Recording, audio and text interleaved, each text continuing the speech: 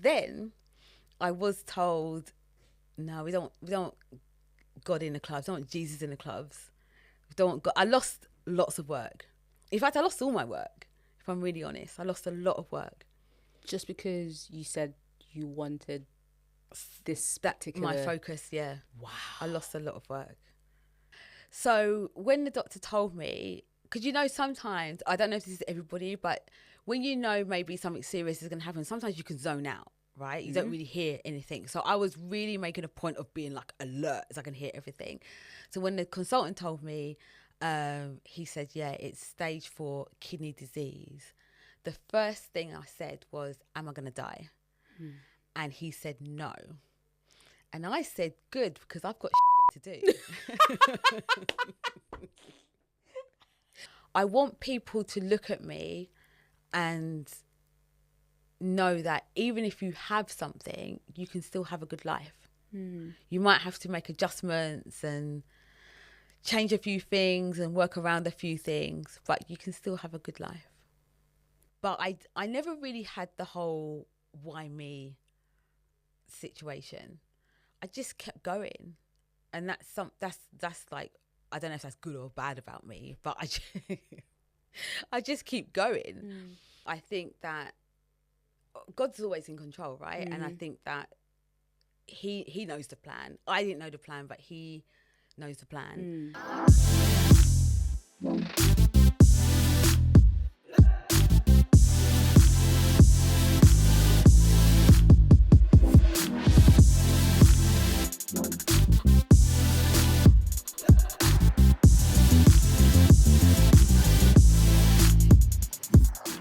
Welcome to Candid with Lady T. That's me. This is the podcast where I get to chat it up with some amazing people, some just great individuals, and we'll talk about the wins, we'll talk about the defeats, we'll talk about everything in between. It's real, it's raw, as they always say.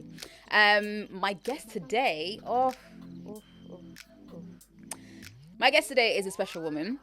She's a multi-award winning DJ and a radio presenter. Not only is she the first choice DJ for like loads of corporate events and fashion and beauty and product launches, she's an experienced events producer within government. And she creates live broadcasts, podcasts, and special audio productions as well. She was picked to be a judge on guess what? Eurovision! I'm looking forward to hearing that story.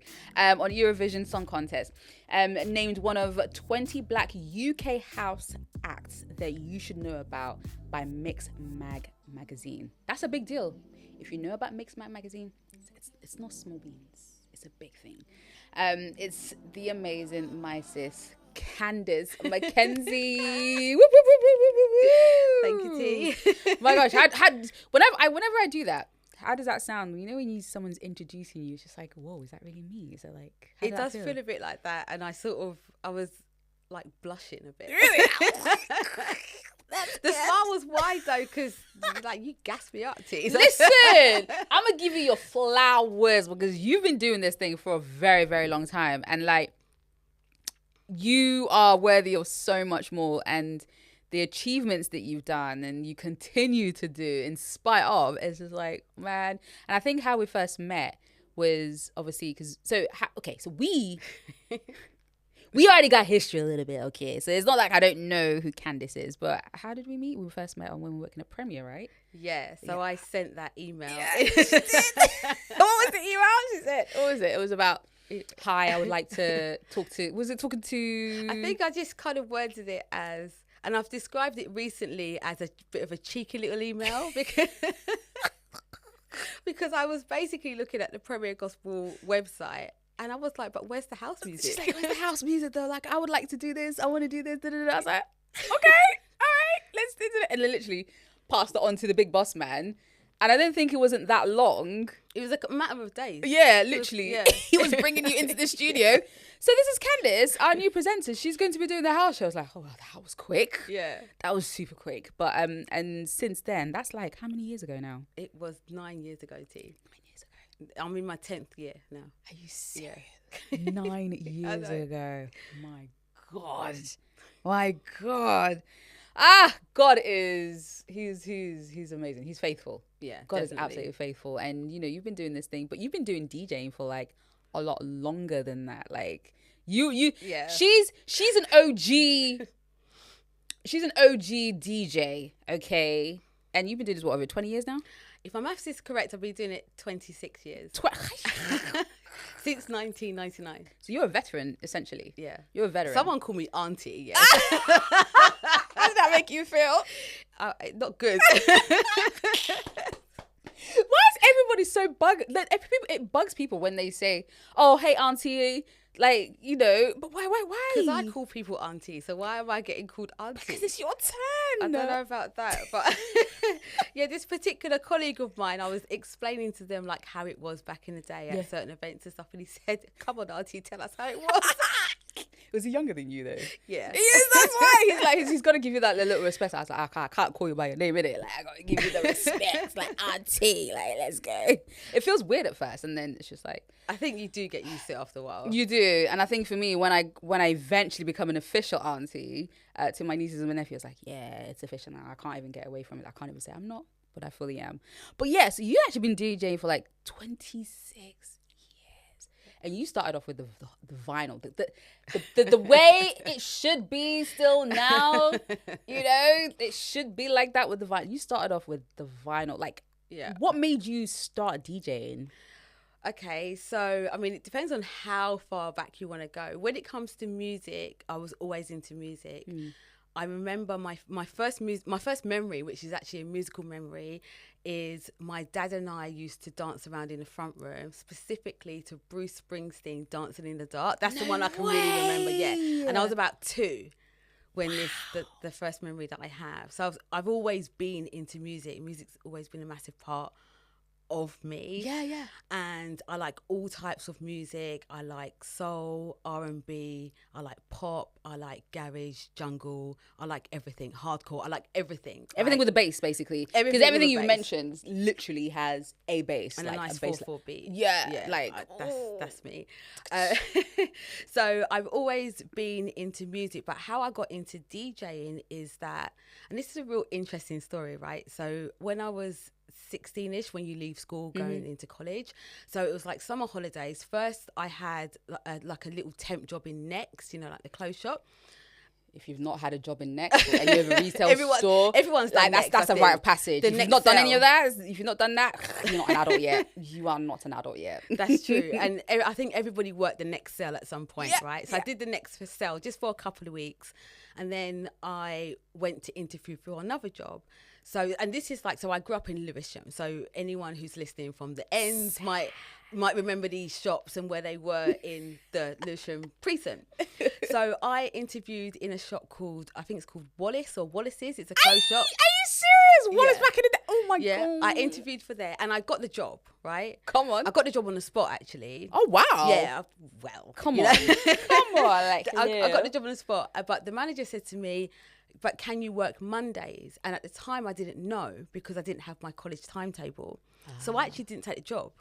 Oh no. Yeah, I didn't take the job. But then I went and interviewed in Clark's, and Clark's, the shoe shop, was next door to Wallace's, right? And I just took the job. They only really wanted me on Saturdays at first, but after a while I did some other days. But it was in Clark's that I met a guy called Simon Kennedy. And he used to, there was like this cassette machine, because we're going back in time here. If you don't know what a cassette is, you're far too young. Go and research it. Because I'm of an age. We're grown. But there was a cassette machine then. It had like 4 cassettes. So it was like 1, 2, 3, 4, right? Yeah. And Simon used to take out one and put his own mixtape in the cassette. So we'll hear a Clark's cassette, a Clark's cassette, Simon's cassette, a Clark's cassette, right?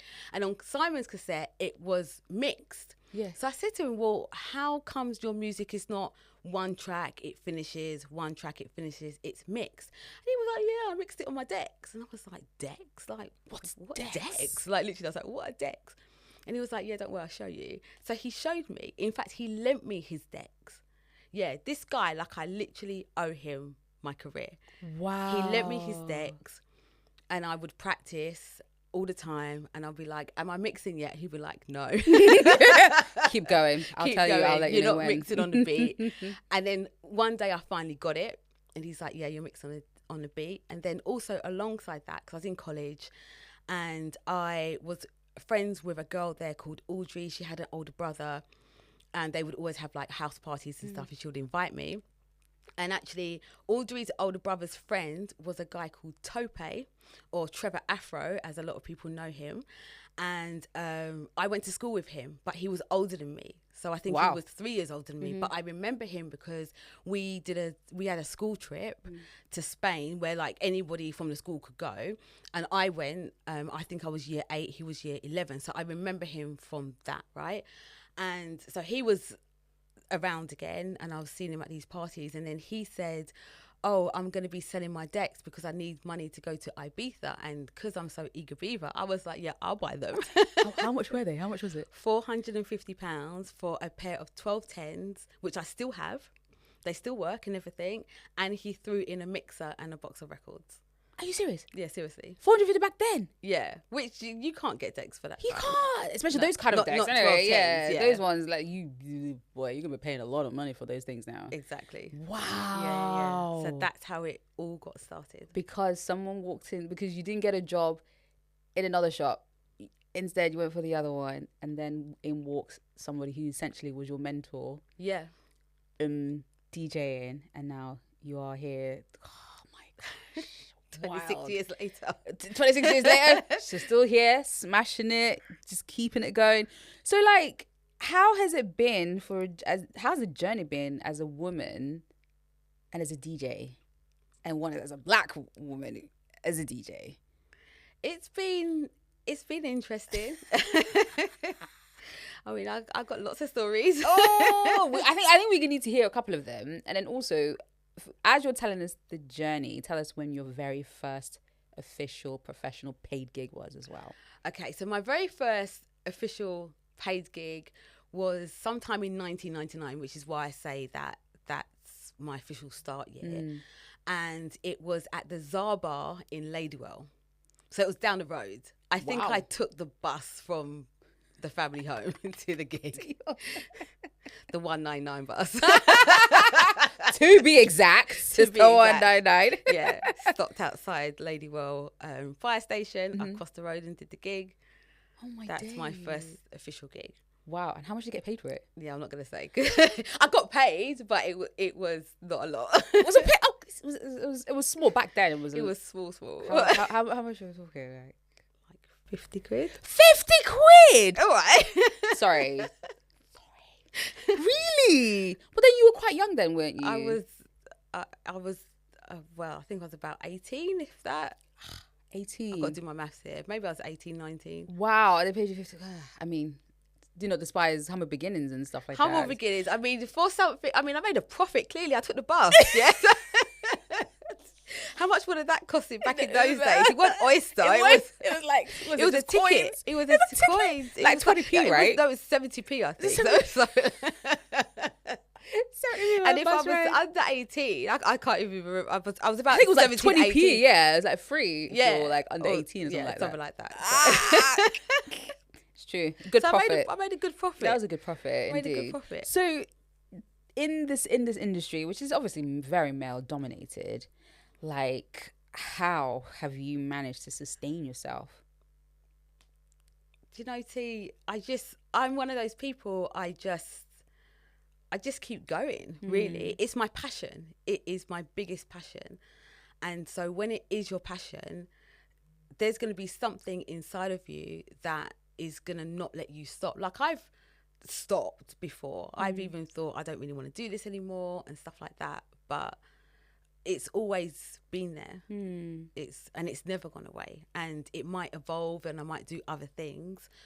But at the core is my love for music. And when you rock up to like events, like to gigs and stuff, and when they see you, are they kind of like, it's a girl? Like, was there any, I guess, disrespect, and how long did it take for you to then, for people to start actually realizing, nah, you're a big deal. Like Candice is not someone to be played about with. I think back in the days when I was younger, it was a bit like that. I've had the "oh, you can't DJ, you're a girl" kind of comments and stuff like that. Yeah, I've I've had that. But it's cool. I had this saying back then that the power of the DJ is in their skill, not their sex, and I lived by that. Can you just say that again? The power of the DJ is in their skill and not their sex. Put that on a billboard, please. That's trademark, by the way. Yeah. So like, don't try and steal that. That's hers. It's hers. We can talk about my trademark as well. Oh, really? My name's a trademark. Get out of here. Are you serious? Now, you mean, so you were on business? I'm on business, yeah. Wow. There's a few things that's happened over the years that's made me be on business, I suppose. Yeah, so just to touch on that, I found at times, like on flyers, I didn't mind if someone said my name was DJ Candice Mckenzie, but if they put like DJ Candice or just Candice or something like, that's not my name. No. That's not my name, right? And I've got into a few disagreements, into a few arguments with people because I'm saying that's not my name. I've had to say to people, take me off the flyer. I'm not going to play because it's not my name. So in the end, I decided to trademark my name. And also because my name is Mckenzie, M-c K. Yeah. And sometimes people just spell it M-C-K. Oh. Which is not... It's irritating, actually, because you kind of like want... Like, that's not my name. That's not, do it right. If you're going to do it right. Yeah. Kind of things. Fully trademarked. So fully trademarked my name. I might need to go and try and do that for me. I think it's a good idea. I think it's an imminent thing we need to get done ASAP because it's a big deal. It's a big deal. So, you know, industry, music, you get the drawbacks, you get all of this. So what was it about? Because you said that you love different genres. So what was it about this particular genre that got you like spinning and like, I think this is the route that I want to go down? I'm not actually sure, to be honest. It did just happen. So I think if I think about how it progressed, so when I was young, and a lot of people say I shouldn't admit this, I've got no shame, right? My first album was Kylie Minogue. I've got no shame with it. I still have it. I still have the album. You know what, yeah? I'm not going to shame you at all because I'm probably in the same boat. Now, I grew up listening to artists like, you know, your Phil Collins, your, you know, Bobby Browns, your Hall & Oates and all these kind of artists. But I think my first proper album was, or pop album, I think was an E17 album. Okay, I like E17. What's it called? Stay Another Day. The Steam album, and it was on cassette. It was on cassette, not even CD. Not even CD. I'm with you. That was I had a few cassettes, but the Kylie Minogue album was on vinyl. That was the first album I got. But it went from Kylie Minogue. I like Wham, for example. Like I really like Wham. I think that's probably one of my favorite pop groups. To anything like Warren G, Mariah Carey, who else did I like? Aaliyah. That was the first concert that I ever went to. Did you go to Aaliyah concert? I went to the Aaliyah concert. I never got to see. She was someone I absolutely the queen. Adored. Like, it's because of her that I was very in the tomboy. Yeah. Like, tomboy kind of like feminine type thing, but I stuck with the tomboy a bit too much. But yeah. I loved Aaliyah. She was the first concert I went to, and her support band was Damage. So I got into Damage as well through that concert. We really showed our age. I know. You that means you've been in the thick of this, like these concerts, these OG artists. You've been going to them for a very, very long time. Yeah. Yikes. My gosh. So those were your influences, and then like all of a sudden. Yeah, and also like the influences for my parents as well. Like my mum's a big Whitney Houston fan, Tina Turner. My dad, his taste is very eclectic, so he likes anything from soul, reggae, R&B, pop. He had the eclectic taste, and I think I get my taste maybe more from him than I do my mum. Yeah. I do still like those artists as well. Like I love a Whitney, I love Tina Turner, I love people like that, Natalie Cole, stuff like that. I love artists like that. But I think, yeah, the whole eclectic taste comes from my dad, I think. Yeah. I always say to people that, to me, my dad was the original DJ. He may not have mixed with decks, but he used to always make cassette mixes and then play them in the car and play them around the house and stuff. And that's how I got to hear the tunes. Everything, Michael Jackson, Luther Vandross, like Barry White, like everybody. I feel like that's what my dad used to do as well. Like he was very eclectic with these sounds. Like the artists that he was listening to, like some of the vinyls, I still have them. I kept them purposely because I really want to be. I don't know. I'm attached to them, and it was just different artists, and I think it's good that they did that because it makes you it allows you to appreciate music on a different level. And it's just like, when you hear something else, oh, that's really crap, that's nonsense. Like even some rock songs, even some metal songs, heavy metal, like I like it because it's like, this is not bad, you know. It's like you have a love for different sounds rather than just being tunnel vision and just have one type of, you know, one type of sound and stuff. So well, we grew up in the 90s, so I like Spice Girls, I like Oasis, Blur, all these rock. Yeah. We were on that, definitely. Yeah, no, it's so good. Okay, so now you're in your career. You I guess you now started to do a lot more gigs and doing flight. You've been flued out a number of times, haven't you? What's the biggest gig you've done that you've been flued out for? I think when I used to play at this club called Coliseum in Macedonia, that was a few thousand people. But then I also did a couple of years ago, I did an event at Wembley Arena for Flame Congress, which is like a big Catholic event, and that had a good few thousand people there. That's not a small venue either. That's a big venue. Yeah. Wow. Yeah. So you literally are still going and still getting these huge events and stuff like that, because I guess, well, you've cemented yourself. Like, you're Candice Mckenzie. You play this music. It's for everybody. Soulful house, gospel, and I guess it's another way to introduce people to God. 100%. So what happened with me, so I started my career, I was DJing, and I was playing garage, I was playing house, at some points I was playing a bit of R&B as well, hip hop and all sorts of stuff, and I really settled into house, I would say, from about 2022. And I was just going along, I was getting really good bookings, I was playing in Europe, everything was great. And then it was around 2010, 11, I just really felt it in my spirit. Like, if I'm going to have a platform, if I'm going to play music, I need to make sure that it's always positive.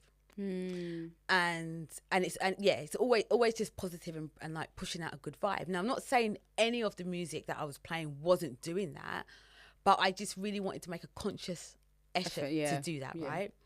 So I decided that I was going to focus on playing music that was either specifically gospel, because I really felt, you can feel the passion from the singers in gospel, but you can also feel the passion from the singers in love songs as well, especially in house music. So I really just focused on that rather than a song that might be more like a dub mix or an instrumental. They're still great and I still play that stuff, but that's where I was heading in 2011, and I made that choice. And it was interesting because back then I was told, no, we don't God in the clubs, we don't want Jesus in the clubs, we don't want God. I lost lots of work. In fact, I lost all my work, if I'm really honest. I lost a lot of work. Just because you said you wanted this particular... My focus, yeah. Wow. I lost a lot of work. So I didn't gig for a long time. How long were you not able to work for that? Because just... From about 2011 until... I joined Premier Gospel 2015. And I probably still wasn't really gigging, one or two here or there, but not on the level that I was before. So Yeah. So from 2002, 3-ish until about 2011, like my dad used to describe it, you get on planes like people get on buses. I was always away. I was always somewhere in Europe, just doing lots of different gigs. And then, it just stopped. Wow. So how did you then recover from that? Like, how did you get back from all that stopping and then it picking back up? Was there something that happened? Was there a meeting? Was there an encounter that was just like, no, there is space for this? I think what happened is I was about it. Yeah. I said, this is what I want to do. It wasn't a phase. It's like my way of life. That's what I wanted to do. I wanted to focus on pushing out gospel house music. I suppose I looked at it at the time that, like you have people who are like teachers and preachers and even singers. That's what they do. That's not me. But how can I contribute to that? So I was like, well, I can play music, so I can just push out that message. I can push out the message through my skill of being a DJ. Come on. So I just did that, right? And in 2013, I decided to go back to college. I did an evening course and I did radio production. So I did that and I really enjoyed it. I didn't really know why I was doing it. I just wanted to do something a bit different. And I'm always like that. I'm always trying to keep learning and stuff. Yeah. So I did that in 2013. And then we come back to when I sent that cheeky little email to Premiere. So brilliant. And then I joined Premiere. And what I learned at that radio production was really helpful for joining Premiere. It didn't feel as daunting because I've done pirate radio. I've done internet radio. And I'm not saying that's like really easy, but it's completely different when you're sitting in a studio. Purpose built for that. That's right. And I made some mistakes on my first. We all do. I nearly quit my first week. Well, my show was silent for 6 minutes, Steve. Yo, that silence is a killer. Because remember the old way you had to switch it over? Switch it into the... Yeah, I didn't do it right. That is hilarious. Silence for 6 minutes. So what happened again? Was that there with you, or was it someone else? Who was there with you when the adventure kicked it back in, or was it just... No one was there with me. I was in, if you remember, was it door 2? Oh, the small room. I was in door 2 and I had to work it out myself. And I was told by the big boss, but you have to learn. It's true. And I learned. Yeah.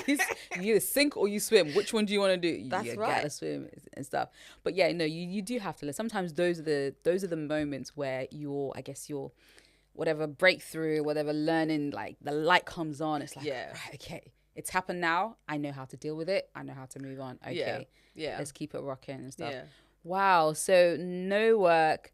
Then you started Premiere. It just feels like it's not even that long ago. It feels like a very short period of time from when you stopped and then starting a Premiere and then now being able to play in front of thousands of people doing the exact intentional thing you did. Do you think that God was just like, this is what I want you? Do you felt superly led? Yeah, I think that God's always in control, right? And I think that he knows the plan. I didn't know the plan, but he knows the plan, knew the plan, knows the plan. And so even though I was there and I was just thinking to myself, because DJing is all I wanted to do and my love and everything, but he knew. I think definitely the way that things have gone with me working on Premiere, like it's definitely where I'm meant to be right now. I've been doing the house music show. I'm going into my 10th year now. So we've been 10 years since I sent that cheeky little email. Honestly. And it just gets better and better for me. Even now, I've always done the show. I've had clearly no issues with the mixing of the music and talking about the tunes, because that's what I do. That's like literally ingrained in me. But now I feel even more confident to mix it like with the word. Come on. Which I really love. I can look at a song, look at the title of the song or the words of the song, and then follow through with like words of encouragement. And the nicest thing is when people message and say, oh, you played this song or you said something. Like you played a song called Perfect Timing, and then you spoke about don't be worried about where you are in life. It's perfect timing. And that really touched me. Or you played something called Don't Give Up.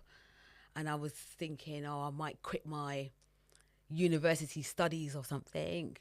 But then you played this song, Don't Give Up, and it really helped me. Like then I know I'm doing the right thing. That's purpose talking. That's purpose in full effect there. And it's mad because sometimes I think when you know God has been speaking and you're basically obedient to what he was, you could have gone a different way, but like, nah, and continue that lifestyle. But who knows where you would have ended up or what would be happening right now, you know? But I guess in your obedience, he's shown you, because you might not, and that's the thing. I think that's why sometimes like God is who he is, because things will be happening. You don't understand it in that moment at all. You don't understand why all this is stuff, especially, you know, you had all this stuff.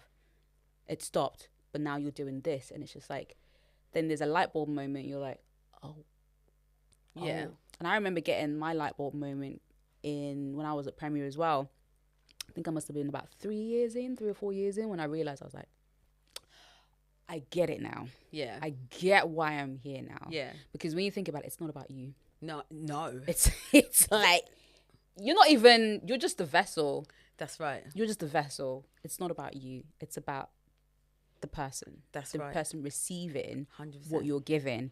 And you're just like, okay, I get it. And then I think it then kind of makes you, you become more conscious about what you're doing and how you're doing it and what you're actually giving to people. Like, is this worthy? Is this edifying? Is this, you know, and it's just like, if this is going to change one person, I'm going to need to make sure that I do it right. Not for the masses, but for that one person. Exactly. You've got to change it. You've got to, you know, make sure that you're putting your best into it. That it's filled, like you are in the right place. You might not even be in the right place, but you're still doing it. You're still continuing. Yeah, 100%. You know, and it's like, so when I was just explaining about how now I feel like more confident in mixing the message from the music with the word, right? I think before, when I first started doing the show, I was just letting the music do the talking. So I was playing the music, I was putting the mixes together, and I was presenting it, but that was probably where it stopped. Yeah. But yeah, now That's it's different. Fully fledged, like, this is it. All right, so let's talk about something else, because I know there is you've got a lot going on, and I think when people see you, people won't think that you have other life issues going on. And I think it's important that we talk about it, because for me, it's like, you're going through this thing, but yet you don't look like what you're going through. Yeah. And I'm just like, how? Like, you're almost like a superwoman. Thank you. Doing this. You're actually like a superwoman. I'm just like, every time I'm just thinking, like, how is she doing it? How is she feeling? Like, how is she, like, you know, because in those moments, you're just like, is she angry at God? Is she angry at life? Like, who is she angry at? Is she angry at anybody for this happening to her? You know, so you're doing this. And then if people don't already know, do you want to say it? I don't mind saying it. Go on, you do it. I'll let you do it. Okay, so I am living with kidney failure. I was diagnosed with kidney disease in 2019. My kidneys failed in 2022. Wow. So I'm living with kidney failure. I'm on dialysis 3 times a week. At what point did you know something was wrong? So it was early 2019. I was at work because, like you mentioned before, at that time I was doing events for people in and around government. My job was very busy. And I just remember feeling really tired. I remember sitting at my desk and I was like knackered. And I thought it was because I had been working long hours. It wasn't unusual to do a day where I would be in the office at 7 and then I would leave at like 8, 9 o'clock kind of thing, get home for 10, you have something quick to eat, go to bed, up the next day, 5:30 kind of thing. That wasn't unusual. So I thought it was that. So I became very intentional at getting good rest, making sure I was eating well, sleeping well, but I was still really tired. So my mum said, I think you should go to the doctors for a blood test. So I did. And the doctor called me when I was at work and was like, where are you? I said, yeah, I'm at work. She's like, okay. I need you to leave now and go to the hospital. I need you to have another blood test.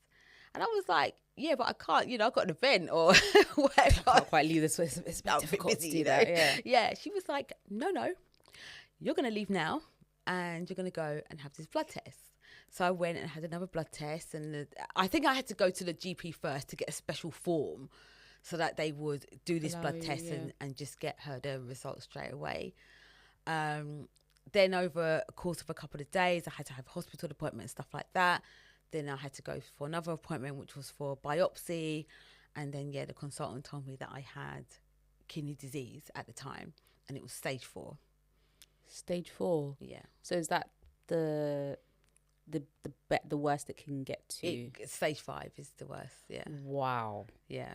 So at that moment when they were delivering that news to you, like, what were you feeling? What was your reaction in that moment? Or, in that particular moment, what were you feeling? So when the doctor told me, because sometimes, I don't know if this is everybody, but when maybe something serious is going to happen, sometimes you can zone out, right? You don't really hear anything. So I was really making a point of being like alert so I can hear everything. So when the consultant told me, he said, it's stage 4 kidney disease. The first thing I said was, am I going to die? And he said, no. And I said, good, because I've got shit to do. My parents were there and everything. I love it. I got to do. Like, excuse my language, but that's what I said. Yeah. I said, good. Because when he first said it, the first thing I thought was, oh, wow, I haven't done this. I haven't done that, but I wanted to launch this. I wanted to start that. So I was like, well, am I going to die? He said, no. And I said, okay, good, because I've got X, Y to do, yeah. Yeah. Wow. My God. And then I bet in your mind, you're just like, did it give you a sense of release or a sense of, I guess, peace a little bit, but then still kind of like on tenterhooks, like, okay, he said, I'm not going to die, but still. If I'm really honest, as much as I was told I've got stage 4 kidney disease, in my mind, I was just like, I've still got a life to live. And even with things like the medication and stuff like that, because they wanted to put me on some really strong drugs straight away, and I said no, because I think what their aim was to stop the kidney from declining any further. So when I was told I had kidney disease, I was on 32% kidney function. And that's quite low. It's not the lowest, but it's quite low. Still. Yeah. So I was on 32%, and I suppose their aim was to keep it at 32% or keep it not declining any further. But the type of, I've got an autoimmune disease, which is called IgAN. It's going to fail anyway at some point. So I suppose they just wanted to like preserve the kidney for as long as possible. But I didn't want to go on those strong drugs because it had lots of side effects, and I didn't want to do that. So we sort of worked out a plan of what we can do, but at some point the kidney was going to fail. And I think it sort of held on for about 2.5 years. But as I was going to appointments and the doctor was doing the blood test and the test that they have to do, when the results came, he was like, yeah, your kidney function's declining even further. It was going from 32 to like 16 to 10, to 6%. And I was still trying to hold on because they were like, you're going to have to start dialysis soon. And I was like, not yet. So you just held out as long as possible until it eventually did fail. And what happened? Did you go into, was it an emergency rush to the hospital? No, it was more that I was just really unwell. So it would be like a typical day. At that time, it was pandemic times, right? And then I also moved as well. I moved out of London. So I'm in my house, and it would be like I'll be working from home, and I would do like a day's work. I'll finish at 5:30, 6 o'clock. I'll go make dinner. I'll sit on a sofa after dinner, and then I'll just fall asleep. A stroke, I'll say pass out I wouldn't know what happened to my evening. I'll just wake up and the evening's just gone. Wow. And that was because my body just couldn't handle it. My function was just so low.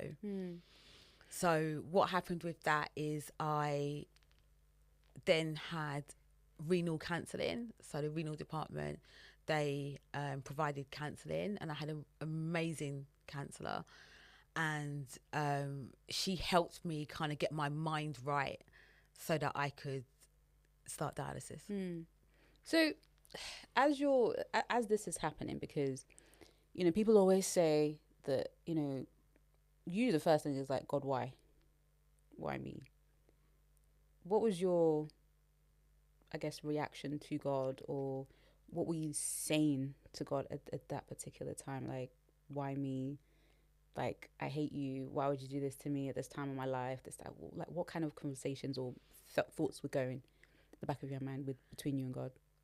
I've never really had the why me. Not fully. Like, I might have, for literally like a split second, just been like, because it really changes your life, right? Kidney disease and kidney failure. But I've never really, I suppose the only thing that's happened is for myself, I didn't want to start the dialysis because I thought that was me admitting that my body has given up on me, right, or my kidneys given up on me, and I didn't want to do that, right? But I never really had the whole why me situation. I just kept going, and that's like, I don't know if that's good or bad about me, but I just keep going. There's been a couple of times where I'm a bit like, because I have to do dialysis, so I might want to travel. Traveling's hard work. Like, it's a good job that I'm good at organising, because boy, and good at logistics. Yeah, because the logistics is hard work. So things like that, sometimes I'm a bit like, but I'm also just in the mindset of I just got to do other things instead, and find other ways to find enjoyment and just do other things. But I've missed out on so many things because of dialysis and because of the kidney failure. When I first started dialysis, I was doing a home type of dialysis, which was meant to be more convenient, but I don't think it was. So it was more of an inconvenience. It was more of an inconvenience, I think. I had to do 4 fluid exchanges a day. And so one was overnight, and then 3 was like every 4 hours. And like, so for example, if you've done one, you've got like 4 hours to go about your business before the next one. But what if you go out and you're going somewhere far, or you get stuck somewhere, just things. So it wasn't that convenient for me. And then there was also times where, because the hospital was trying to make it so that I actually just do the dialysis overnight. I think that's kind of a popular way of the treatment. You can do it overnight. And I'm just like, I'm a DJ, yeah? I work in clubs. So you were still like, I need to go about my lifestyle. I can't let this be a burden. I really put my foot down with that. And I don't think the consultants have ever met someone like me, because I would go into my appointment, I'd be like, right, I've got a gig. Like, I actually did this. I remember saying to the consultant, I've got a gig on a boat on the Thames. How are we going to do this? Because I can't be doing, what am I going to do? I won't have time to do the fluid exchanges. I've got a gig.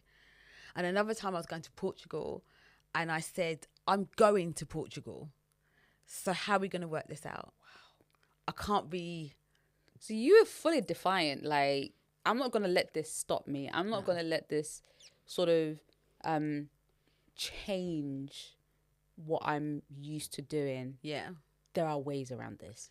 There has to be. Yeah. But there has to be, because it's not a one size fits all. People have different jobs and different careers. Even with the dialysis that I'm doing now, hemodialysis 3 times a week, I still work. And it's like, not everybody is not working or has that they might be on benefits or anything like that. Not everybody's like that. People are still employed, or they might have children, or whatever their life is about. And I was adamant that I was going to let the hospital know this, because my life, how can my life change? My career is in music. A big chunk of my career is DJing, and the work that I do is in the evening, in the night time. I might have to travel with it. And so what you're trying to say is, because I have kidney failure, my whole life is going to stop. Okay, now tell me, who's going to pay my mortgage? Right. Who's going to pay the gas bills? Well, that's what. Wow. And I've had those conversations with the hospital all the time. When I've been hospitalized, and I'm saying, can you give me an idea of when I'm going to get discharged? Because I've got to tell Premier, am I coming back to work? You know, or I've got to tell my employers that I can come off sick leave. Like, and I think just seeing you sit here again, not people wouldn't think that this is what's actually you're going through and stuff. So it's just like, I salute you so much, because it's like, you kind of like, I think just seeing you, it's just like, you have no excuse. You don't have, like, I don't have anything wrong with me. I should not have any excuse to not be doing the things that I should be doing, that God has put on my plate. Why am I not doing it? I'm very functional. So why am I not pursuing these things? And here you are with this, literally not allowing this thing to stop you. And you'll continue fulfilling so much. 100%. And I think also, I want people to look at me and know that even if you have something, you can still have a good life.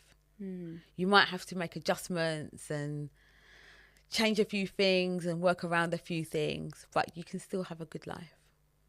Gosh, wow. My gosh. So what's the plan now, I guess? And what do you believe in God for? Well, I'm definitely believing God for a kidney transplant. I'm ready to receive that whenever it's the right time. And dialysis is hard, but I know that I have to be prepared in many ways for the transplant, because a transplant is not a cure. It's just another form of treatment. Once I do get a transplant, I'll be on many drugs to ensure that it doesn't fail, and it's like it I guess it works with your own body and your immune system. And even that, to me, is a bit daunting. There is a small part of me that is like, maybe I should just stay on dialysis, because I know it. True. You know, I don't know what's going to happen with the kidney. You've got to pray for like a good, clean kidney, because it could come with anything. You don't know. So it's really daunting, but having a kidney transplant will help me to get my life back to a place kind of where it was before. I'd be more free to travel. It'll be a lot easier. And stuff like that. Do you feel like it's robbed you of certain things in life, in terms of, you know, maybe wanting to get married or even have kids? Do you feel that it's robbed you of that? Not with marriage. I think that the right person will come along and will completely understand and get how I am.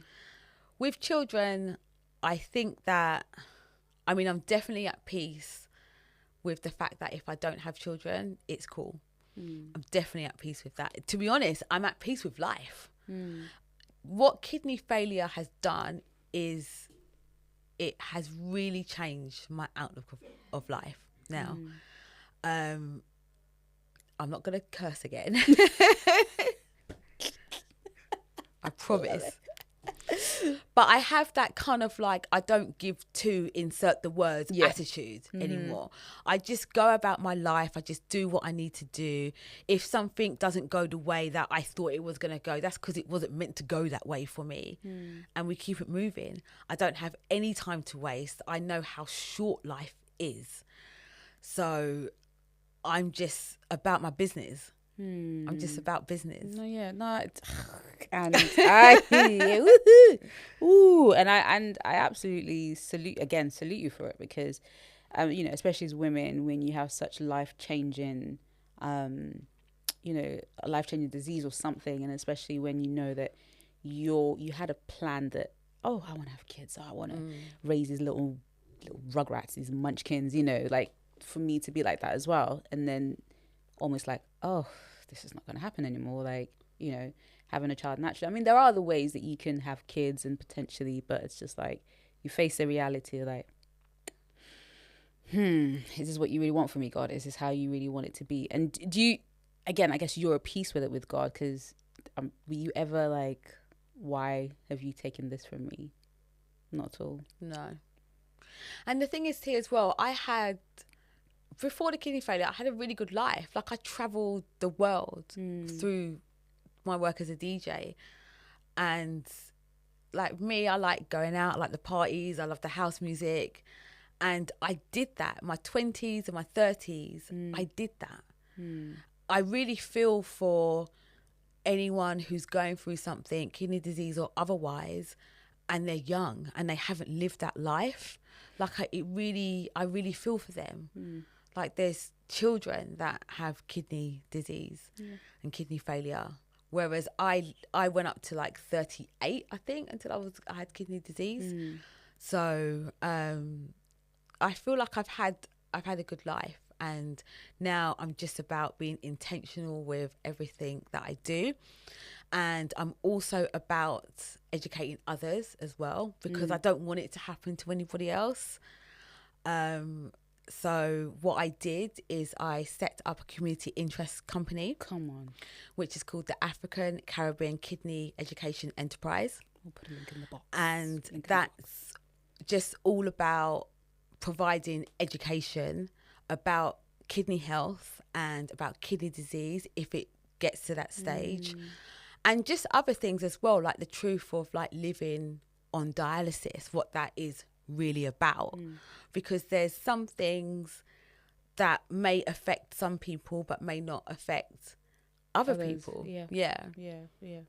And that's amazing that the fact that you set that up. Again, another purpose for this thing happening, setting up so that people can understand, so that, you know, especially in our community, because it's like, oh, you know, we're fine, you pray. Okay, be praying, but then what can you be learning? What can you be doing to preserve life? 100%. Because in our community, we're 5 times more likely to get kidney disease than other groups. 5 times more likely, because we have diabetes, heart disease, cholesterol, all that kind of stuff. High sodium diet. There's lots of factors. So it's about just trying to get that information out there so that people know. Woo, man, what a show, what an episode, because I we had to talk about it, because again, just seeing you and watching you, like, I'm like, this woman, like, you are an inspiration. Let me just tell you that you are fully an inspiration, because it's like, again, I can't be making excuses. You're living life. You are fully living. And every time I call you, there's always something. You're doing something. You're going here. And I'm just like, bruv, how can she be going? So I've yet to do, like, what the heck? How come, like, she's going through this, but she's doing this? Like, what's my excuse? You know, what is my excuse? I don't have an excuse. So I need to continue to, like, be intentional about my time and what I do with it, and who I am impacting, or who I am affecting or influencing in that time. So, you know, I think my prayer, you know this, my prayer is always like, God, you see your daughter, do the needful. She's served, she has been obedient, she's been diligent, she's been, you know, like, she's just been doing, and she's just been living. Give her that. Give her that desire that she needs, and so that, you know, she can continue to fulfill what she does. Because life doesn't stop. No. Even after the kidney, you've gotten the kidney, life doesn't stop. You still go. You're still going to continue to do as life, and probably just on another level, bigger level as he planned. So, oh gosh, there's been I've held it together. I thought I was really going to cry. Like, I held it together. just like, okay. Breathe in, breathe in, breathe in. Okay, so can you tell us the details of like how people can get involved with your community interest group for kidney disease awareness? So you can go to our website, which is www.ACKEE.org.uk. I love it, ACKEE. Well, that's what that. I love it because that's what it said. Yeah.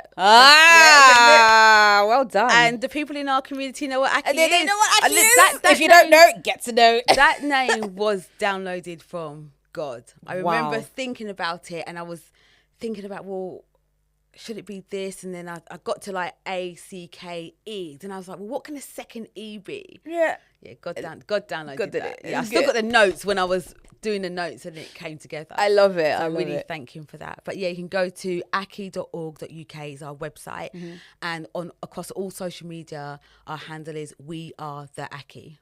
There you go. We Are the ACKEE. Make sure that you go and see it. I'm going to put the link in the description box so you can go support, donate if you can. Just highlight we appreciate it. the donation. Yeah, donations will be good as well. Highlight it, get involved, spread the word about it. Get in touch with Candice if you can, to find out more about, the organization and what she's doing, and support her. Send her a prayer, man. Like, hit her up in the DMs.